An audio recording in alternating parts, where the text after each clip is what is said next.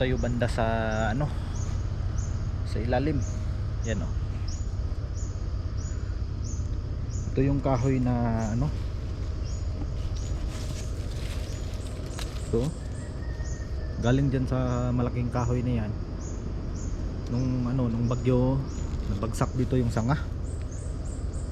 Then ito yung isa sa mga problema namin dito, no, kasi may kahoy na bawal putulin.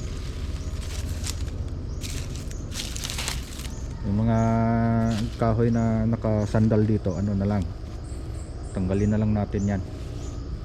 Yan, pati dyan oh, may mga kahoy pa dyan banda, pati dun oh, may mga kahoy. Yung balag hanggang dun pa,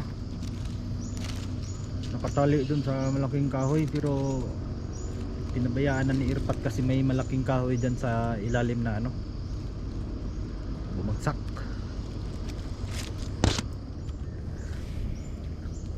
Yan oh, ubos talaga dito. Yan dito parte sa ilalim din mga sir.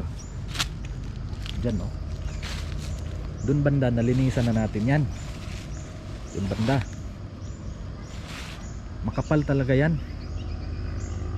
Yung dahon dyan green na green nung bago pa lang dito, no, bago pa lang tayo dito nag ano, take over.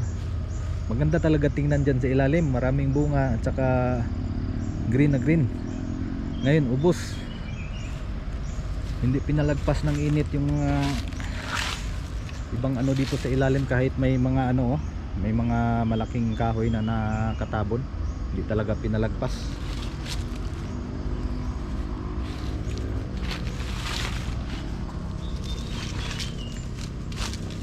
May ano din dito oh, malaking bato. Yan, yung malaking bato oh, kaumbok papunta dun sa ilalim, malaki yan. Yung space na dito mga sir, kung wala tong bato maganda, kasi pwede pa yan ano, taniman. Dito din banda mga sir, balag na lang oh.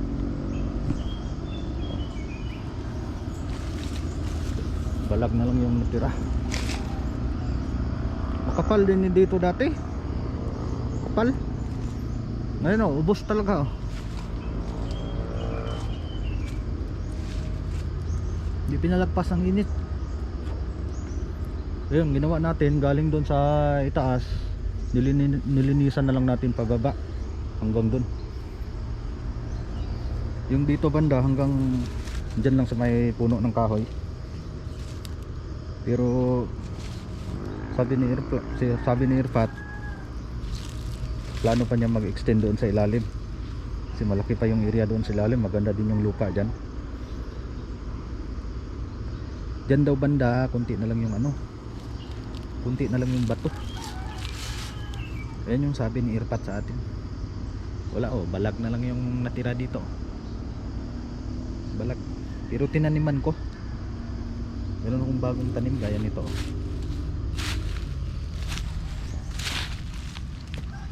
Yan. Ito tinaniman natin, pero magdagdag pa tayo dito banda. Tapos dyan dagdagan natin ang tanim dito pa oh, pwede pa dito tapos dyan sa ilalim, dun pa marami pa tayong mga pwede mataniman dito banda dyan. Yan yung ano natin, next target natin, taniman na lang natin ulit yung may mga bakante. Pero yung iba mga sir, buhay pa rin. Gaya dyan oh, yung puno dyan paakyat na. Hindi to talaga banda, yung marami din tong bunga dito, tapos umakyat dyan sa mga puno pa. Ngayon wala tayong ma-harvest next week. Doon lang sa banda sa ano, sa taas. Bus talaga yan yun. Bago na naman no. Inayos natin to dito kanina kasi yung mga ano, galamay ng sayote gumagano na sa ano, sa baba, gumagapang na sa lupa. Kaya yung ginawa natin, pinakyat natin, oh, nilagyan natin ng tali, paakyat dun, oh. Yung mga ganitong klase mga sir na nagbago lang, hindi naman mabilis, hindi naman ano, hindi naman matagal, bubunga lang yan agad, oh. May dalawa pang ang bunga dito, oh. Pero ito lumang tanim to. Yan, oh. Lumang tanim ni Irpat. Yung mga ibang galamay wala, patay. Patay lahat. Malaki sana yung area dito, pero wala tayong magagawa sa init. Pag ano yung init, ayaw kumampi sa atin. Hindi lang sa amin yung ano, nasira. Pati yung ibang mga nagtatanim ng sayote dito sa lugar namin, ganun din yung nangyari. Matuyo kasi yung lupa pag ano, straight yung init, mga isang buwan. Buti na nga lang kahapon malakas yung ulan. And kailangan pa natin linisan dyan banda, oh. Yan. Galing dito sa ilalim, galing dito. Yan, kailangan pa sana yan linisan dyan, oh, masukal na. Pero pagkatapos mong linisan dyan, kailangan taniman mo ulit. May ano pa nga sana dyan, oh, doon banda may puno ng sayote, kaya lang hindi natin maabot yan kasi masukal. Tsaka delikado pag ano tayo ng ahas ba, pag may ahas. Yung galing dito papunta doon, kailangan natin yan linisan papunta doon. Mga ano siguro mga 5 araw ano na natin yan, malinis na natin yan. 5 araw, kalahati yan. Pero minsan mga sir, bumalik ako dito mahapon pag medyo boring tayo sa bahay ba, wala tayong ibang ginagawa.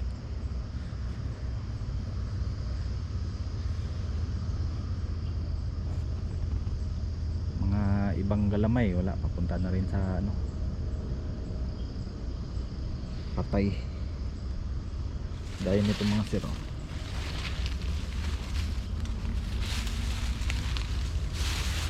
Dito banda masukal, tsaka mga bato dyan, oh, may puno dyan banda, may puno, may mga ano naman, may mga bulaklak naman ng sayote papunta na sa bunga.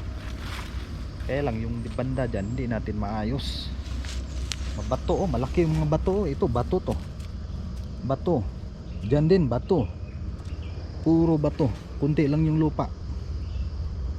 Pero yung ano sana dyan, lupa dyan banda mataba kasi maraming mga patay na dahon. Yun nga lang hindi natin maabot.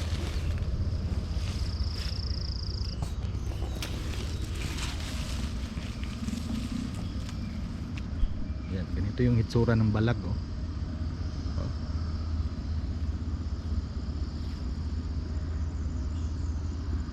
Pinaghirapan to ni Irpat, balag. Yung mga ganito kapag naputol, may ano kami pang repair. Meron kaming extra doon na balag doon, oh. Meron kaming extra na mga ganitong tali ba, pang repair yon. Halimbawa pag may naputol. Pero pag naputol, halimbawa ito naputol to, may ano pa, ito nakalak yung tali. Halimbawa pag naputol dito, yung dun banda sa dulo hindi yan maapektuhan kasi nakalak. Yun yung ginawa ni Irpat. Saka yung pampaano talaga ng balag, ganito, oh. Ito hindi to ano, tali, parang yero to ba. Yung problema sa ganito mga sir, kinakalawang. Yun, pag naputol to, yun yung malaking problema namin. Kailangan namin palitan to para matibay. Yan. Pag hindi kasi matibay yung balag, gumaganon, no, pababa, bumaba yung ano mo. Lalo na pag kulang sa poste. Kulang pa nga to ng ano dito banda. Kulang pa ng mga poste. Kailangan namin ng kawayan.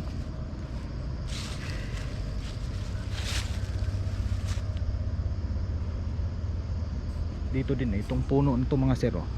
Yan, bato. Doon bato. Bato. Doon. Halos puro bato.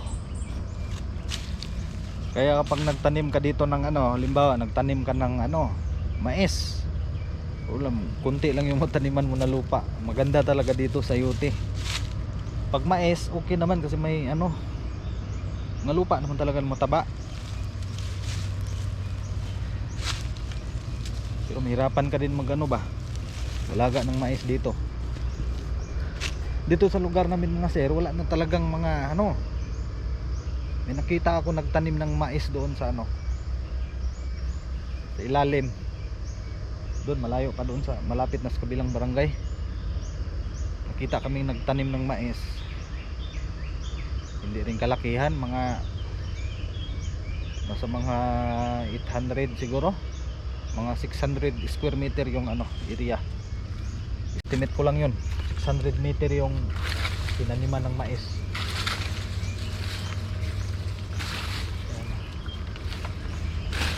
Ito, kailangan natin tanggalin. Umakyat sa ano, umakyat sa puno. Umakyat sa puno mga sir, kailangan pag may bunga, sungkit. Kahirapan pag ano, lalo na pag mababa yung sungkit mo.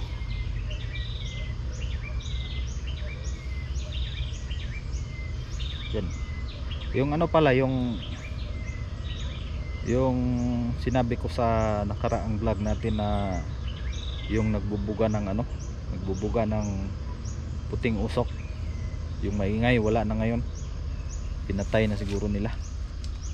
Dyan lang yung banda sa ilalim. Dito kasi yung planta ng ano ba yung tawag dyan, geothermal power plant. Dyan, oh. Dyan sa may patag. Yung nagsingaw dito banda sa street yan. Dyan pala sa ilalim, oh.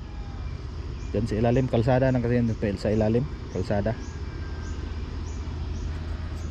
Ngayon wala nang ano, wala nang maingay masyado. Yung planta dyan, maingay siya pero hindi talaga, parang normal na ingay lang. Yung binuga nung nakaraang araw dito, mga siguro mga 2 weeks siguro yung buga. Sobrang ingay talaga. Pati dito mga sir. Kaya yung na-edit ko dati, ano yon, kinancel ko na lang yung ingay. Ngayon wala na. Yung dati pala namin ginagawang balag mga sir, ganito, oh. Nylon na malaki. Pero sabi ni Irpat, mahal daw yung ganito ngayon. Yung pang ano ba, ginagamit pang pangingisda. Nylon yung tawag. Yun yung ginamit namin dati na pang balag dito. Kaya lang mahal daw itong ganito. Maganda itong ganito mga sir. Maganda sana yung ganito kasi matibay ba. Mas matibay dito sa mga ganito o maliit. Ganito. Mas matibay.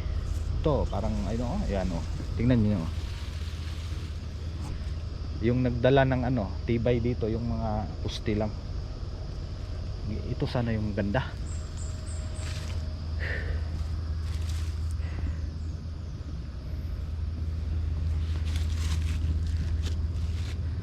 Dito naman yung, ito naman yung puno na payat. May mga payat din doon sa itaas. May mga payat na ano, mga puno. Tingnan niyo. Ang liit, oh. Ang liit.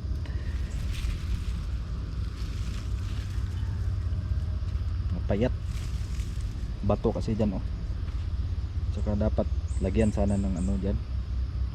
Lagyan ng lupa ba para tumaba yung ano. Tapos abunuhan. Ayun yung pampaganda sana, kaso lang wala, hindi pa natin kaya lahat to. Unti-untiin na lang natin. Pag siguro araw-araw ako nandito, matagal siguro hapon. Siguro pag araw-araw ako, buong araw ako nandito, ano to, malinisan na lahat. Unti na lang siguro. Doon banda, oh. Doon banda, tapos na natin yung malinisan. Hanggang dito. Pati doon sa taas. Nakalinis na din tayo doon sa taas. So, unti-unti.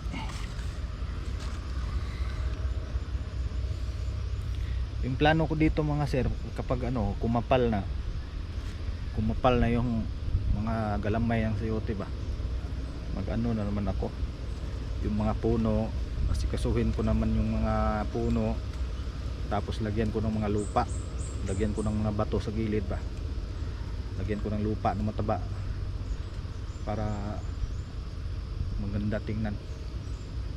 Marami ding ano, marami pa ring problema dito sa farm. Kailangan sana natin ba, kailangan natin na araw-arawin, pero hindi ko kaya.